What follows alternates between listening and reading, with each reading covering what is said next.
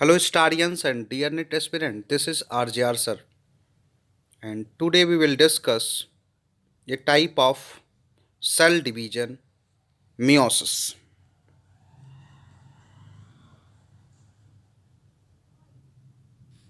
Meiosis, as compared to mitosis, is a much slower process. meiosis mitosis से slow process होता है। इसे double division कहते हैं। डबल डिवीजन क्यों? क्योंकि यहाँ पर न्यूक्लियाई दो बार डिवाइड होती है, लेकिन क्रोमोसोम का रेप्लिकेशन एक बार होता है। मियोसिस के प्रोडक्ट फोर हैप्लॉइड सेल्स होते हैं। हैप्लॉइड सेल्स के पास पेरेंट सेल से हाफ नंबर ऑफ क्रोमोसोम पाया जाता है। यदि पेरेंट टू एन है तो जो प्रोडक्ट हैप्लॉइड सेल्स होंगे उनका क्रोमोसोम नंबर एन होगा। उनके पास सिंगल सेट ऑफ क्रोमोसोम बचेगा। क्योंकि क्रोमोसोम का नंबर रिडक्शन होता है ड्यूरिंग मियोसिस, इसलिए इस मियोसिस डिवीजन को रिडक्शनल डिवीजन के नाम से भी जाना जाता है। मियोसिस एक सेल में एक बार ही होती है। क्यों?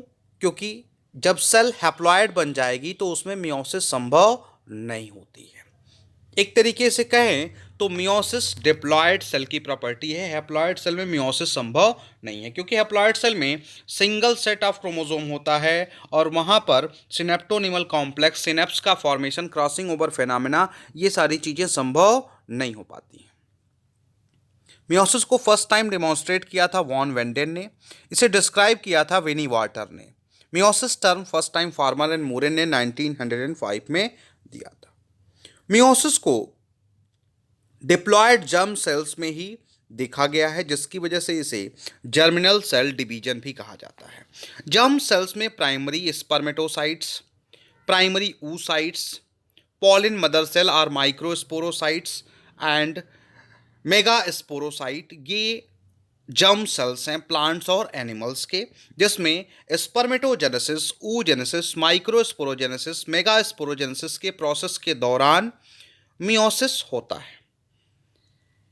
मियोसिस के स्टडी के लिए सुटेबल मटेरियल है young flower bud.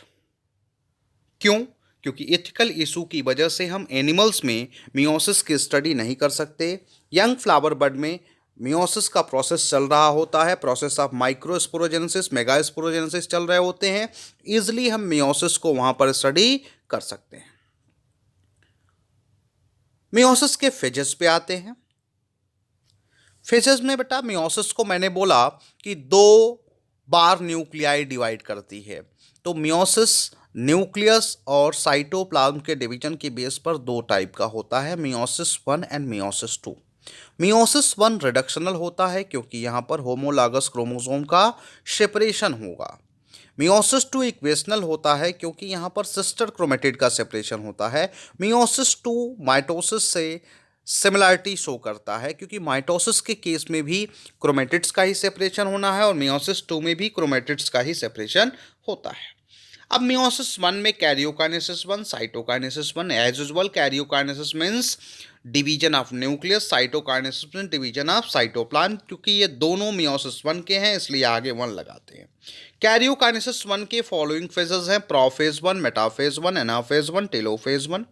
Prophase one longest phase of meiosis होता है। इसमें 5 सब फेजेस पाए जाते हैं: लैप्टोटीन, जाइगोटीन, पैकिटीन, डिप्लोटीन, डायाकाइनेसिस। कैरियोकाइनेसिस वन के बाद एक ही साइटोप्लाज्म में दो न्यूक्लियाई बन जाते हैं। उसके बाद साइटोकाइनेसिस की बारी आती है। साइटोकाइनेसिस वन जो होता है हो भी सकता है, नहीं भी हो सकता है। मोस्ट ऑफ द केसेस में नहीं होता है, कुछ एक केस में साइटोकाइनेसिस वन होता है। कैरियोकाइनेसिस टू में न्यूक्लियाई फर्दर डिवाइड कर जाएंगे और न्यूक्लियाई जो डिवाइड करेंगे उनमें सिस्टर क्रोमेटिड्स का सेपरेशन होता है। साइटोकाइनेसिस टू होगा ही होगा, मस्ट बी अकर। आप देखेंगे कि मियोसिस वन और मियोसिस टू के बीच में भी हमने एक फेज दर्शाया है, इंटरकाइनेसिस और इंटरमीडिएट इंटरफेज और इंट्रामियोटिक इंटरफेज। इस इंटरफेज की कहानी क्या है? जनरली मियोसिस वन और मियोसिस टू के बीच में कोई टाइम गैप तो नहीं होता, लेकिन जब कभी टाइम गैप पाया जाएगा तो उसको बोलेंगे इंटरकाइनेसिस। इस इंटरफेज में डीएनए का रेप्लिकेशन, साइटोप्लाज्म की सिंथेसिस जैसे फेनामेना नहीं पाए जाते हैं। यहाँ पर होना होता है तो एनिमल सेल में सेंट्रियोल का डुप्लीकेशन होता है। मियोसिस वन की बात करेंगे।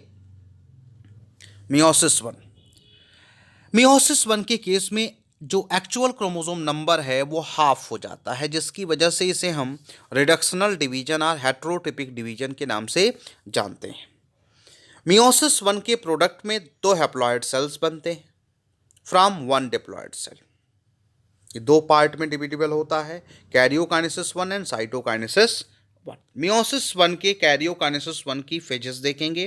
Prophase one, metaphase one, anaphase one, telophase one and cytokinesis. ये ओवरऑल मियोसिस वन का डायग्राम है। मियोसिस वन के प्रोफेज वन में अगर आप देखते हैं तो प्रोफेज वन में आप देखिए chromosome condense and nuclear envelope breakdown, crossing over occurs. इतने मेजर स्टेप्स हैं कहाँ पर? प्रोफेज वन में। प्रोफेज वन की प्रॉपर्टी ये होती है कि यहाँ पर न्यूक्लियर मेम्ब्रेन डिसइंटीग्रेट करेगा, क्रोमेटिन कंडेंस करके क्रोमोसोम बनाएंगे, फिर यहाँ पर क्रॉसिंग ओवर फेनामेना होता है। क्रॉसिंग ओवर हो गया, फिर यहाँ पर सेंट्रियोल से स्पिंडल फाइबर बनते हैं। इतनी सारी चीज़ें प्रोफेज वन में होंगी। मेटाफेज वन में इक्वेटोरियल प्लेट पर आके क्रोमोसोम अरेंज होते हैं, सेकेंड फिगर आप देखेंगे। और एनाफेज वन में सिस्टर क्रोमेटिड्स, होमोलागस क्रोमोसोम्स का क्या होता है? सेपरेशन हो जाता है। और फाइनली दो सेल बनते हैं आफ्टर टेलोफेज वन, और इन दोनों सेल के पास क्रोमोसोम नंबर हाफ हो जाता है।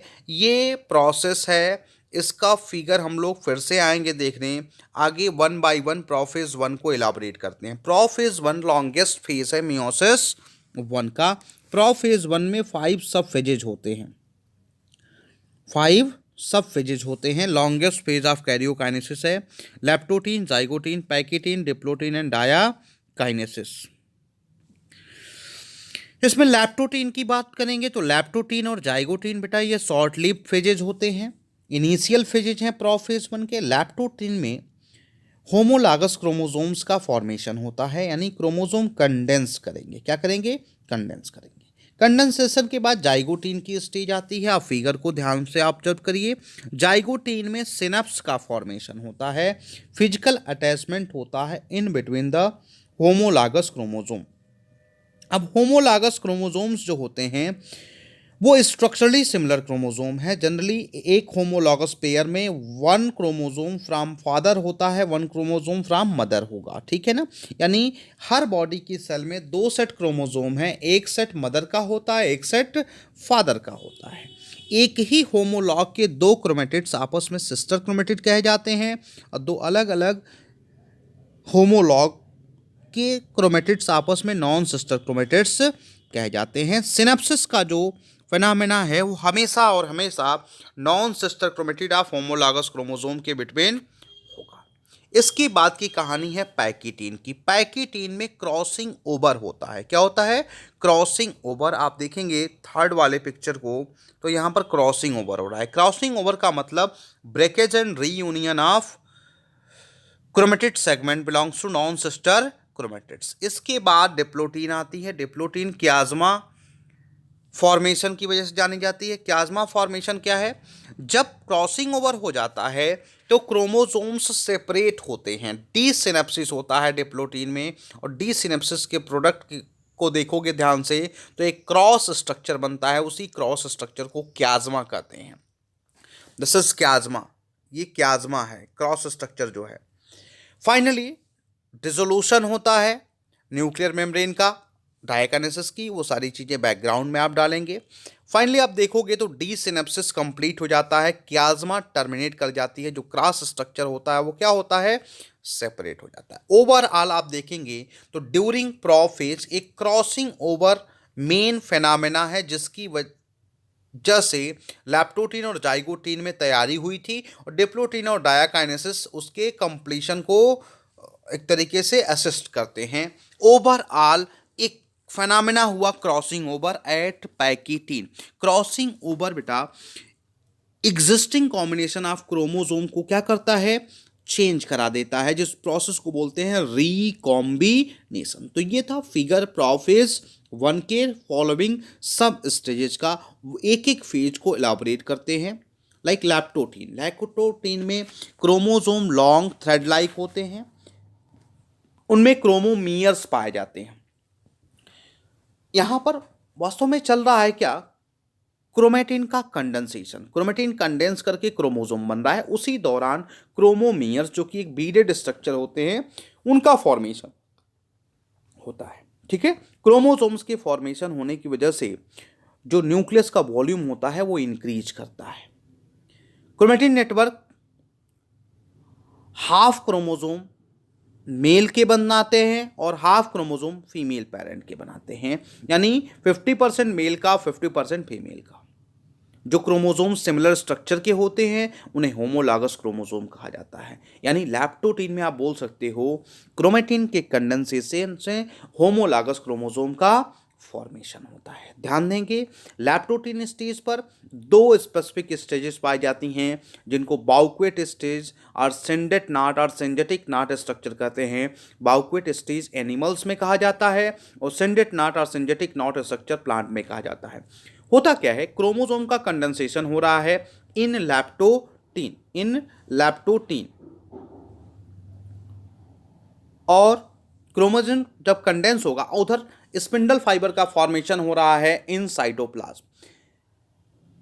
क्रोमोसोम के पास एक स्पेसिफिक साइट होता है काइनेटोकोर, जो स्पिंडल फाइबर से बंधना चाहता है। ठीक है, जिसकी वजह से क्रोमोसोम्स आके और लगते हैं ऑन न्यूक्लियर एनवेलप और लूप्ड स्ट्रक्चर बनता है। उसी लूप्ड स्ट्रक्चर को बाउक्वेट स्टेज और सिंडेट नॉट स्ट्रक्चर कहते हैं प्लांट के केस में। अगला स्टेज है जाइगोटीन। जाइगोटीन में बेटा फिजिकल अटैचमेंट होता है between homologous chromosome, non sister chromatid of homologous chromosome. Attachment की साइट को सिनेप्स कहा जाता है, उस प्रोसेस को बोलते हैं सिनेप्सिस। ध्यान दो, जब सिनेप्सिस होता है तो दो क्रोमोसोम एक साथ फिजिकली अटैच हो गए, उसे पेयर्ड क्रोमोसोम कहेंगे, और पेयर्ड क्रोमोसोम को बाईवैलेंट कहा जाता है। तो बाईवैलेंट फॉर्मेशन किस स्टेज क्या है, जाइगोटीन है। बाईवैलेंट फॉर्म में जो क्रोमोसोम होते हैं वो फर्दर पैकेज हो जाते हैं, स्पाइरलाइजेशन होता है और शॉर्ट थिक हो जाते हैं। पेयरिंग जो होमोलॉगस क्रोमोसोम की है वो जिपर फैशन में होती है। जिपर फैशन का मतलब क्या, एक जगह चेन पकड़ा और ऊपर की तरफ चढ़ा दिया, ठीक है ना। उस टाइप में जो पेयरिंग होता है वो प्रोसीड करता है, एक साइड पर अटैच हुआ और पूरा क्रोमोसोम आपस में क्या हो जाएगा, चिपक जाएगा। जो बाईवैलेंट्स होते हैं बेसिकली वो दो क्रोमोसोम रखे होते हैं। यदि बाईवैलेंट 5 है, इसका मतलब डिप्लॉयड क्रोमोसोम नंबर कितना होगा, 10 होगा।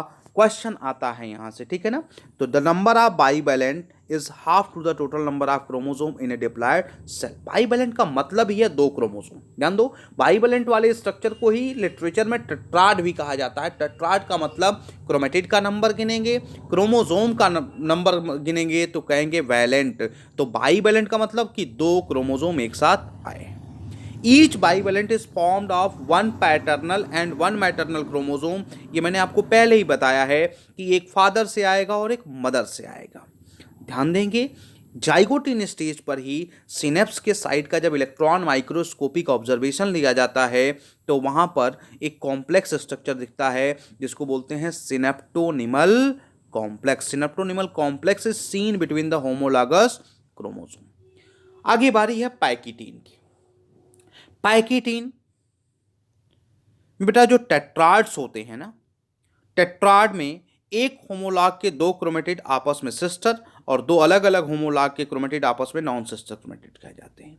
पैकिटीन पे जो इंपॉर्टेंट इवेंट होनी है वो है क्रॉसिंग ओवर। क्रॉसिंग ओवर को मैंने बताया exchange of segment between non sister chromatid of homologous chromosomes. अब नॉन सिस्टर क्रोमेटिड यानी दो अलग अलग होमोलॉग के क्रोमेटिड जिसके बीच में सिनेप्स का फॉर्मेशन हुआ है उसी में क्रॉसिंग ओवर होता है। क्रॉसिंग ओवर फिनोमेना जो है वो breakage and reunion of chromatid segment को दर्शाता है। ब्रेकेज के लिए रिस्पॉन्सिबल जो एंजाइम है उसका नाम है एंडोन्यूक्लियस और रीयूनियन जो करवाता है यानी जो एनिलिंग करवाता है उस एंजाइम का नाम है लाइगेज, जिनको एक साथ बोलते हैं रिकॉम्बिनेज एंजाइम कॉम्प्लेक्स। ऐसा क्यों बोलते हैं? क्योंकि इंडोन्यूक्लियस और लाइगेज दोनों मिलके एक प्रोसेस करवा रहे हैं रिकॉम्बिनेशन, जो एग्जिस्टिंग कॉम्बिनेशन था उन क्रोमोसोम्स का उसको चेंज करवाते हैं, इसलिए इसको बोलते हैं रिकॉम्बिनेज एंजाइम कॉम्प्लेक्स। तो पैकीटीन पे recombinase enzyme complex crossing over करवा रहा है, ठीक है ना। क्रोमेटिड जो होते हैं पैकीटीन क्रोमोसोम के, वो एक दूसरे से अटैच होते हैं विथ सेंट्रोमियर, यानी सेंट्रोमियर दो क्रोमेटिड को आपस में अटैच किया हुआ है, ठीक है। Tetrad consist of two sets of homologous chromosome with to chromatids, दोनों के पास दो दो क्रोमेटिड पाया जाता है। और इस टेट्राड के पास 4 काइनेटोकोर होते हैं, 4 काइनेटोकोर होंगे क्योंकि एक क्रोमोसोम के पास 2 काइनेटोकोर होता है, 2 सिस्टर कहे जाएंगे और 2 होमोलॉगस कहे जाएंगे। टोटल 4 काइनेटोकोर पाया जाएगा एक टेट्राड और एक बाई वैलेंट स्ट्रक्चर में। इसके बाद आता है डिप्लोटीन।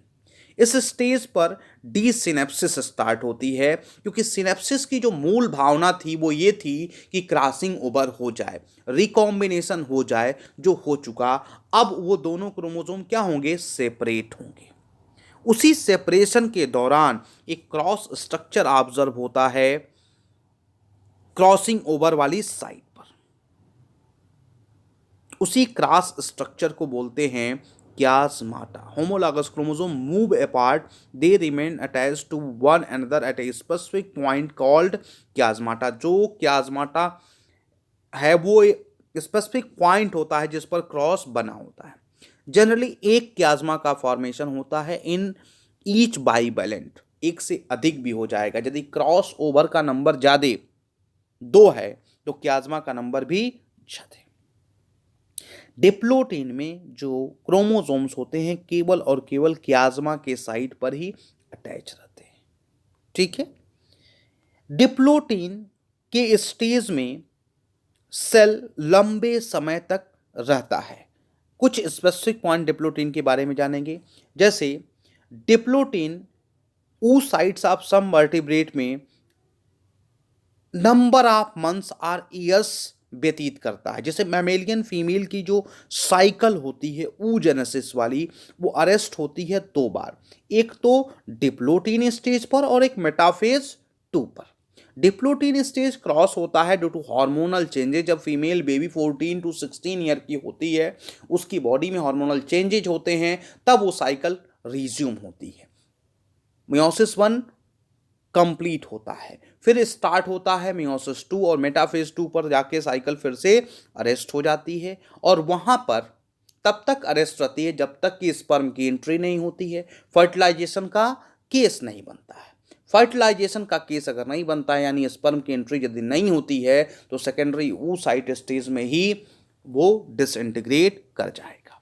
एम्फीबियन oocyte के केस में एक स्पेशल टाइप का क्रोमोसोम बनता है जिसको बोलते हैं lamp brush chromosome. Lamp brush chromosome कैसे बना? लैम्प ब्रश क्रोमोसोम का फॉर्मेशन होता है फॉर द फॉर्मेशन ऑफ योग प्रोटीन।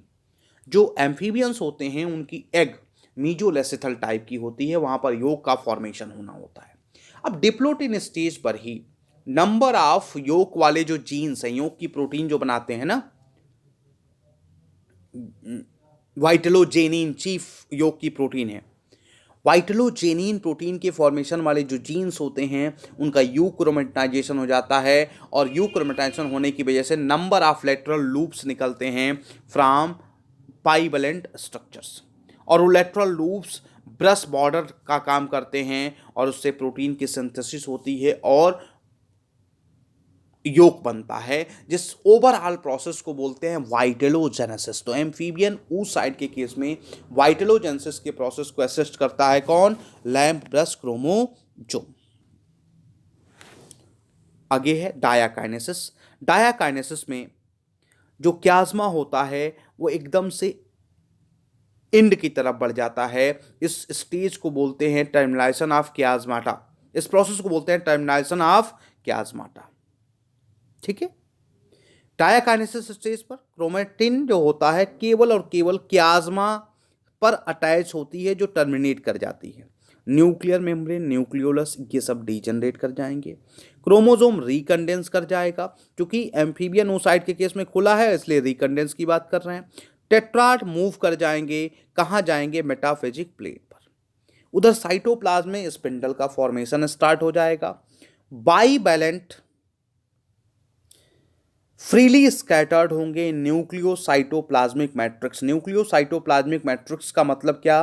कि न्यूक्लियर मेम्ब्रेन नहीं है, न्यूक्लियोप्लाज्म और साइटोप्लाज्म मिल चुका है। तो bivalent different location of cell पर बैठा रहेगा। हमने माइटोसिस में आपको बताया था कि जब स्पिंडल फाइबर लगते हैं तब जाके बाईवैलेंट आता है। कहाँ पर? रास्ते पर। और रास्ता कौन सा है? इक्वेटर। तो इक्वेटोरियल प्लेट पर आके अरेंज होता है इन मेटाफेज। तब तक वो डिफरेंट साइटोप्लाज्मिक लोकेशन, जिसको न्यूक्लियोसाइटोप्लाज्मिक मैट्रिक्स कहते हैं, वहां पर बैठा रहेगा।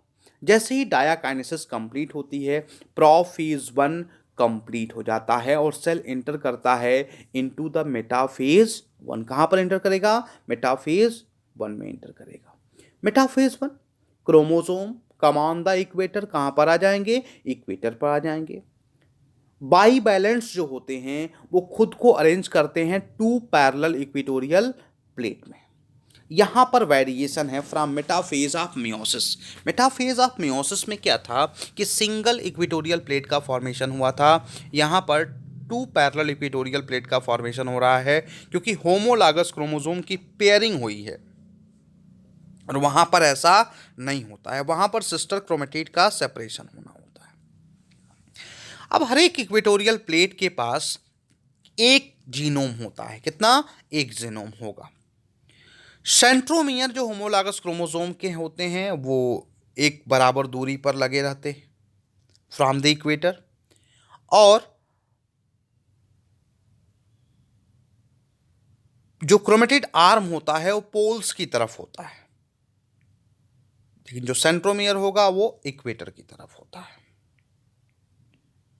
हर क्रोमोसोम के पास दो काइनेटोकोर होते हैं और दोनों ही काइनेटोकोर्स अटैच्ड होते हैं फ्रॉम द स्पिंडल फाइबर और chromosomal fibre of the same side. ध्यान रखेंगे, एक क्रोमोसोम के दो काइनेटोकोर्स कभी भी अपोजिट पोल के स्पिंडल से नहीं लगेंगे, वो जब लगेंगे सेम साइड के स्पिंडल से लगेंगे। ऐसा क्यों? क्योंकि मियोसिस 1 है और यहाँ पर होमोलागस क्रोमोसोम का फॉर्मेशन होना है, न कि सिस्टर क्रोमेटिड का सेपरेशन होना है। यदि एक ही क्रोमोसोम के दो काइनेटोकोर से स्पिंडल लग गया अपोजिट पोल का तो सिस्टर क्रोमेटिड सेपरेट हो जाएगा, न कि होमोलागस क्रोमोसोम। एनाफेज 1 पे आएंगे। एनाफेज 1 में होमोलागस क्रोमोसोम का एक्चुअल सेपरेशन होता है और होमोलागस क्रोमोसोम सेपरेट होके चले जाते हैं अपोजिट पोल को। यहाँ पर हर एक टेट्राड जो बाईवैलेंट था वो डिवाइड करके दो डैड्स बनाता है। बाईवैलेंट टूटते हैं तो वो बनते हैं मोनोवैलेंट, टेट्राड टूटेगा तो बोलेंगे डैड। टेट्राड क्रोमेटिड के नंबर की वजह से बोलते हैं और बाईवैलेंट वो क्रोमोसोम के नंबर की वजह से बनते हैं। ओवरऑल एनाफेज 1 में रिडक्शन ऑफ क्रोमोसोम होता है, जिस प्रोसेस को बोलते हैं डिसजंक्शन। मान लो कि एक सेल है जिसके अंदर डिप्लॉयड क्रोमोसोम नंबर 6 है, तो 3 क्रोमोसोम एक को मिलेगा, 3 क्रोमोसोम एक को मिलेगा। इस प्रोसेस को बोलते हैं डिसजंक्शन। कभी कभी नॉन डिसजंक्शन भी हो जाता है। नॉन डिसजंक्शन का मतलब कि हाफ क्रोमोसोम से या तो ज्यादा या तो कम। जब ज़्यादा होगा तो बोलेंगे हाइपरप्लॉयड, जब कम होगा तो बोलेंगे हाइपोप्लॉयड। और ओवरऑल ये हाइपोप्लॉयड और हाइपरप्लॉयड जो सेल्स बनते हैं वो एन्यूप्लॉयड कराते हैं। एन्यूप्लॉयड क्या है? न्यूमेरिकल चेंजेज इन क्रोमोसोम, जो कि एनाफेज 1 पर ही होता है। एनाफेज 1 पर खास बात और होती है, यहाँ पर मेंडेलियन इंडिपेंडेंट असार्टमेंट होता है, जिसका मतलब है कि मैटरनल और पैटर्नल क्रोमोसोम किधर जाएंगे उनका अपना इंडिपेंडेंट फैसला है। ठीक है। In which the paternal and maternal chromosome of each homologous pair segregate during anaphase which introduce genetic variability. ध्यान दो, मैटरनल वाला मैटरनल के साथ भी जा सकता है, मैटरनल वाला पैटर्नल के साथ भी जा सकता है। अब 23, मान लो ह्यूमन सेल है तो 23 पेयर है, तो कौन वाला मैटरनल किसके साथ गया, कौन वाला पैटर्नल किसके साथ गया। तो ये एक तरीके से जो गैमीट्स बनते हैं उसमें जेनेटिक वेरिएबिलिटी इंट्रोड्यूस करने का कॉज होता है। कौन, Mendelian independent assortment of chromosome. आगे आएंगे टीलोफेज पर। टीलोफेज में बेटा दो डॉटर न्यूक्लियाई बन जाते हैं। दोनों डॉटर न्यूक्लियाई के पास क्रोमोसोम नंबर हाफ होता है। क्यों, क्योंकि होमोलॉगस क्रोमोसोम का सेपरेशन हुआ है। न्यूक्लियर मेम्ब्रेन जो प्रोफेज 1 में गया था वो आ जाएगा। टीलोफेज 1 के बाद साइटोकाइनेसिस होता भी है और नहीं भी होता है। मियोसिस 1 के एंड में दो डॉटर सेल्स बनेगी।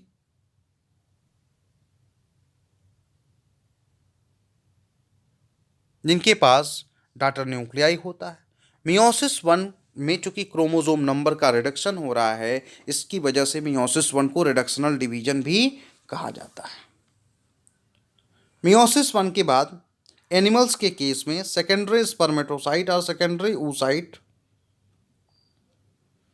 हैप्लॉइड नंबर ऑफ क्रोमोसोम रखते हैं, लेकिन उनके पास अमाउंट ऑफ डीएनए डिप्लॉयड होता है। अमाउंट ऑफ डीएनए का मतलब number of chromatid, number of chromatid. जो बढ़ा हुआ डीएनए का भाग है हर एक क्रोमोसोम का, वो तो अभी भी क्रोमोसोम के साथ लगा हुआ है, क्योंकि क्रोमेटिड्स का जब सेपरेशन होता है तब एक्चुअल प्लॉइडी डिक्रीज करती है। क्वेश्चन यहाँ बनता है ये कि मियोसिस 1 यदि रिडक्शनल है तो मियोसिस 2 की जरूरत क्यों पड़ी। क्योंकि मियोसिस 1 में प्लॉइडी क्रोमोसोम नंबर के पर्सपेक्टिव में डिक्रीज करी थी, लेकिन डीएनए का अमाउंट अभी घटा नहीं था। तो डीएनए का अमाउंट घटेगा कब, जब होगा मियोसिस 2। क्रोमोसोम टीलोफेज 1 में डीकंडेंस होते हैं, डीस्पेरलाइज होंगे और long and thread like chromatin fibres में कन्वर्ट हो जाते हैं। इंटरकाइनेसिस की बात करोगे तो बेटा इंटरकाइनेसिस जनरली नहीं पाया जाता है मियोसिस 1 और मियोसिस 2 के बीच में, लेकिन जब पाया जाएगा तो उसे इंट्रामियोटिक इंटरफेज कहेंगे। यहाँ पर रेप्लिकेशन नहीं होता। होगा क्या, रेड लाइन को पढ़ेंगे। Centriole in animal cell duplicate during interkinesis. Centriole का डुप्लीकेशन केवल इंटरकाइनेसिस में पाया जाता है। साइटोकाइनेसिस 1 की बात करोगे, मे और मे नॉट बी का केस है, लेकिन जब होगा तो सेल फरो मेथड से होता है, सेल प्लेट मेथड से होता है। Cell furrow in animal cell and cell plate in plant cells. Significance of meiosis 1 के सिग्निफिकेंस की बात करते हैं बेटा। यहाँ पर होमोलॉगस क्रोमोसोम का सेपरेशन होना है, जो क्रोमोसोम नंबर को रिड्यूस करके हाफ कर देता है, अप्लाइड स्टेट में लाता है, जो कि नेसेसरी है for sexual reproduction. Sexual reproduction में गैमेटिक यूनियन होना है। यदि गैमीट फॉर्मेशन के दौरान क्रोमोसोम नंबर हाफ नहीं हुआ तो दो गैमीट फ्यूज करेंगे तो प्लॉइडी क्या कर जाएगी, इन्हांस कर जाएगी। मियोसिस 1 का सिग्निफिकेंस ये है कि ये क्रोमोसोम नंबर घटा देता है और जो प्रोडक्ट हैं वो जब फिर से फ्यूज करेंगे तब डिप्लॉयड सेल का फॉर्मेशन होता है। ठीक है। मियोसिस 1 वेरिएशन इंट्रोड्यूस करता है, न्यू जीन कॉम्बिनेशन इंट्रोड्यूस करता है by the process crossing over.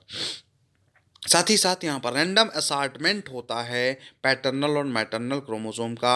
ये दोनों क्रॉसिंग ओवर फेनामेना और रैंडम असार्टमेंट, ये दोनों ही नए कॉम्बिनेशंस देते हैं किसको, न्यूली फॉर्म्ड सेल्स को, जो कि वेरिएशन के लिए रिस्पॉन्सिबल है। मियोसिस 1 का रोल वेरिएशन इंट्रोड्यूस करने में सबसे ज़्यादा है। अब बात करेंगे मियोसिस 2 की। मियोसिस 2 की बात करोगे तो ये इक्वेशनल और होमोटिपिकल डिवीजन होता है। मियोसिस 1 में जो क्रोमोसोम्स का सेपरेशन हुआ था वो क्रोमोसोम्स डबल क्रोमेटिड्स वाले होते हैं। उन क्रोमेटिड्स के सिस्टर क्रोमेटिड्स का क्या होगा, सेपरेशन होगा during meiosis 2। Meiosis 2 typical mitotic division से कम समय में हो जाता है, शॉर्टेस्ट ड्यूरेशन होता है, शॉर्टर ड्यूरेशन होता है as compare to mitotic division. ये दो पार्ट में बटे होते हैं, कैरियोकाइनेसिस 2 एंड साइटोकाइनेसिस 2। इनके सब फेजेस का जिक्र मैंने पहले ही आपसे कर दिया। ध्यान दो, मियोसिस 2 भी इक्वेशनल है और माइटोसिस भी इक्वेशनल है, फिर भी इन दोनों में क्या होता है, अंतर होता है। मियोसिस टू के केस में जो क्रोमेटिड्स सेपरेट होंगे, सिस्टर क्रोमेटिड जिनको कहा जाएगा, वो क्रोमेटिड्स जेनेटिकली डिसिमिलर होंगे। क्यों? क्योंकि क्रॉसिंग ओवर से बन के आए हैं। लेकिन माइटोसिस के केस में ऐसा नहीं होता है। माइटोसिस के केस में ऐसा क्यों नहीं होता है? क्योंकि वहां पर क्रॉसिंग ओवर का बात नहीं होता है। फिगर को ध्यान से ऑब्जर्व करो तो प्रोफेज 2 में देखेंगे 3 क्रोमोसोम एक को मिला है, 3 क्रोमोसोम एक को मिला है। ठीक है, यहां पर सेंट्रियोल जो इंटरकाइनेसिस में डुप्लीकेट होके आया हुआ है वो स्पिंडल फाइबर का फॉर्मेशन कर रहा है, न्यूक्लियर मेम्ब्रेन डिसइंटीग्रेट कर रहा है। उसके बाद आ गया मेटाफेज 2। मेटाफेज 2 क्या किया? क्रोमोसोम्स को लाके इक्वेटर पे अरेंज कर दिया with the help of spindle fibre. Spindle fibre kinetochore of chromosome से अटैच होते हैं और मेटाफेज 2 के केस में दोनों ही काइनेटोकोर बिजी हो जाएंगे एक क्रोमोसोम के फ्रॉम अपोजिट स्पिंडल। तो मेटाफेज 2 में जैसे माइटोसिस में सिंगल इक्वेटोरियल प्लेट बनता था, वैसे ही यहां पर भी सिंगल इक्वेटोरियल प्लेट का फॉर्मेशन हो रहा है। फिर एनाफेज 2 में सिस्टर क्रोमेटिड्स का सेपरेशन होगा बाई एनाफेजिक मूवमेंट। सेंट्रोमियर की स्प्लिटिंग होगी, सेंट्रोमियर स्प्लाइट करेगा और दो क्रोमेटिड्स अपोजिट पोल को चले जाएंगे with the help of repulsive force generated by anaphasic movement. Anaphasic movement से आप अवेयर हैं। एनाफेजिक मूवमेंट में होता है polymerisation of fibres and depolymerisation of chromatin fibres. Chromatin fibres टूटते हैं और जो कॉन्टिन्यूस फाइबर्स वगैरह होते हैं, स्पिंडल फाइबर्स वगैरह होते हैं, वो बनते हैं। एनाफेज 2 में एक्चुअल प्लॉइडी डिक्रीज करी, एक एक क्रोमेटिड एक एक सेल को मिलने जा रहा है हर एक क्रोमोसोम का। फिर टीलोफेज 2 आता है और साइटोकाइनेसिस हो जाती है। टीलोफेज 2 और साइटोकाइनेसिस के प्रोडक्ट को आप ध्यान से देखो तो यहाँ पर भी 2 सेल बना और यहाँ पर भी 2 सेल बना। एक सेल से मियोसिस के प्रोसेस में 4 हैप्लॉइड सेल्स बन गए। पेरेंट सेल के पास क्रोमोसोम नंबर 6 और प्रोजनी के पास क्रोमोसोम नंबर हो गया 3। एक एक सेंट्रियोल ही मिला हुआ है। यही अगर आगे डिवाइड करना होता है तो वो फिर वो सेंट्रियोल का डुप्लीकेशन होता है ड्यूरिंग एस फेज। कैरियोकाइनेसिस 2 के फॉलोइंग सब फेजेज हैं। यहाँ पर क्रोमेटिड्स का सेपरेशन होना है। कैरियोकाइनेसिस की जो चेंजेस हैं वो मैक्सिमली रिजेंबल करते हैं with mitosis. Karyokinesis 2 most of the case में स्टार्ट हो जाता है just after the end of telophase 1। Exactly similar है माइटोसिस के। कैरियोकाइनेसिस 2 के एंड में साइटोकाइनेसिस होती है। साइटोकाइनेसिस का प्रोडक्ट है 4 डॉटर सेल्स। यहां पर सिस्टर काइनेटोकोर्स, एक क्रोमोसोम के 2 काइनेटोकोर्स क्या होंगे? सेपरेट होंगे। कब होंगे? During anaphase 2। And 4 daughter cells receives 1 chromatid each of the tetravalent. Tetravalent के एक एक क्रोमेटिड को रिसीव करता है कौन? Daughter cell. सेंट्रोमियर डिवाइड करेगा इन एनाफेज 2। स्पिंडल फाइबर कॉन्ट्रैक्ट करेगा एट प्रोफेज 2। ये इवेंट्स थे कैरियोकाइनेसिस 2 के। साइटोकाइनेसिस 2 ये हमेशा पाया जाता है by cell furrow method in animal cell and cell plate method by in plant cell. Meiosis की बात करोगे तो मियोसिस में एक डिप्लॉयड सेल जो पेरेंटल सेल होती है डिवाइड करती है 2 बार और 4 हैप्लॉयड गैमीट्स बनते हैं जिन्हें सेक्स सेल्स के नाम से भी जाना जाता है। इन सेक्स सेल्स आर गैमीट्स के पास हाफ अमाउंट का डीएनए होता है और हाफ नंबर क्रोमोसोम्स के पाए जाते हैं as compare to parent cell. ठीक है, अगर आफ्टर यस फेज डीएनए का अमाउंट देखोगे तो गैमीट के पास 1/4 डीएनए होता है और क्रोमोसोम नंबर हाफ होता है। आगे हम लोग सिग्निफिकेंस ऑफ मियोसिस को देखते हैं। सिग्निफिकेंस ऑफ मियोसिस में वेरी फर्स्ट सिग्निफिकेंस है constituency of chromosome number in successive generation. इसका मतलब क्या हुआ कि अगर पेरेंट सेल के पास 46 क्रोमोसोम है, अगर हम ह्यूमन का केस कंसीडर करें 46 क्रोमोसोम है, तो meiosis during process of spermatogenesis और oogenesis उसे 23 बना देता है, और फिर जब गैमेटिक यूनियन होता है तो 23 मिलके 46 बनते हैं। तो क्रोमोसोम नंबर जो पिछले जनरेशन में था वही अगले जनरेशन में भी मेंटेन रहता है। मियोसिस वेरिएशन और म्यूटेशन इंट्रोड्यूस करने के लिए जाने जाते हैं। ये गैमीट फॉर्मेशन के दौरान होता है।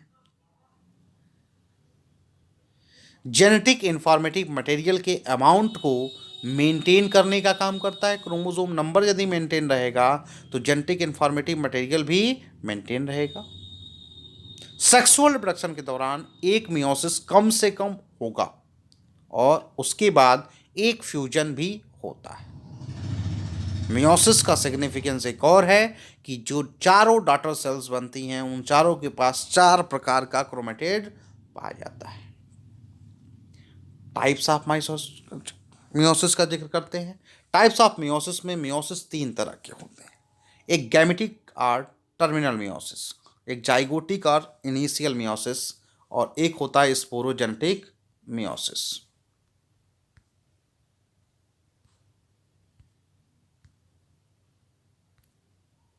गैमेटिक मियोसिस जो होता है उसे टर्मिनल मियोसिस कहते हैं। टर्मिनल मियोसिस क्यों कहते हैं? क्योंकि gamete is the last cell of generation.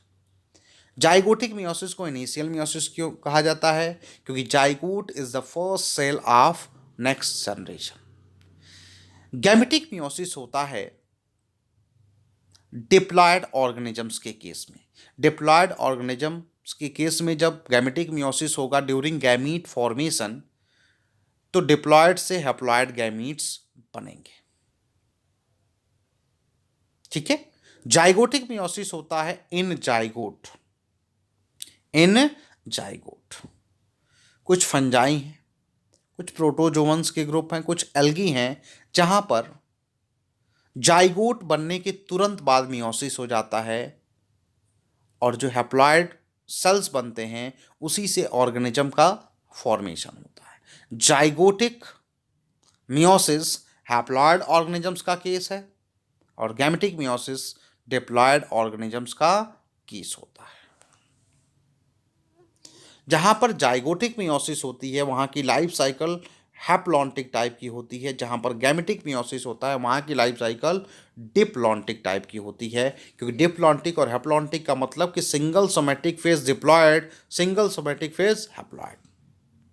Types of meiosis का तीसरा स्पोरोजेनेटिक और इंटरमीडिएट टाइप की मियोसिस। ये मियोसिस होती है स्पोरोसाइट्स में।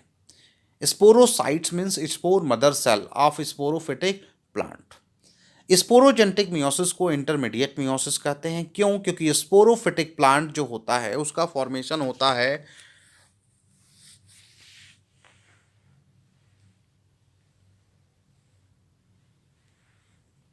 In between 2 phases. यहाँ जो स्पोरोजेनेटिक मियोसिस है इन बिटवीन 2 फेजेज होता है, gametophytic phase and sporophytic phase. यहाँ पर डिप्लॉयड सेल से हैप्लॉयड सेल का फॉर्मेशन होता है। स्पोरोजेनेटिक मियोसिस यूजुअली पाया जाता है in pteridophytes, in gymnosperms, in bryophytes and in angiosperm. क्योंकि 2 अलग अलग फेज के बीच में स्पोरोजेनेटिक मियोसिस पाया जाता है इसलिए उसको बोलते हैं इंटरमीडिएट मियोसिस। ये उन ऑर्गेनिजम्स में पाया जाता है जो ऑर्गेनिजम्स की लाइफ साइकिल हैप्लोडिप्लॉन्टिक और डिप्लोहैप्लॉन्टिक टाइप की होती है। डिप्लॉयड और हैप्लॉयड फेज के बीच में मियोसिस इन दोनों के केस में पाया जाता है। तो ये था पूरा अकाउंट मियोसिस का। इसको अच्छे से आप सुनेंगे, अच्छे से इससे नोट्स प्रिपेयर करेंगे। लेक्चर कैसा लगा उसके लिए आप लोग कमेंट सेक्शन में कमेंट देंगे। Okay, thanks.